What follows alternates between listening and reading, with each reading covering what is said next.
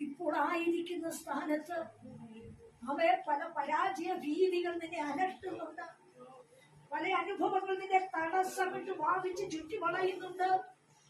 എന്നാൽ ദൈവത്തിന്റെ ആത്മാവ് പറയുന്നു, നീ അതിലേക്കല്ല നോക്കേണ്ടത്.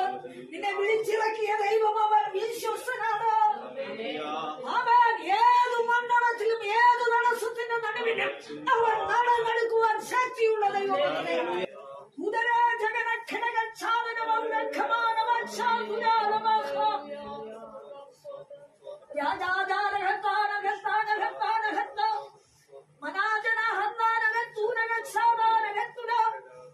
അകത്തളത്തിൽ ഇരുട്ട് വ്യാപരിപ്പിച്ച അവിശ്വാസത്തിന്റെ നിരാശയെ ബാധിപ്പിച്ച ഒതുക്കിക്കളഞ്ഞ് ആരാധനാ ജീവിതത്തെ സ്തംഭിപ്പിച്ച മടക്കി ഒതുക്കി അവൻ ശൂന്യമാത്രമാക്കി പലവിധത്തിൽ നട്ടതിരിച്ച ശൂന്യമാക്കി പോരാടുന്ന അന്ധകാരമായ വീട്ടുകാർ കൽപ്പിക്കുക.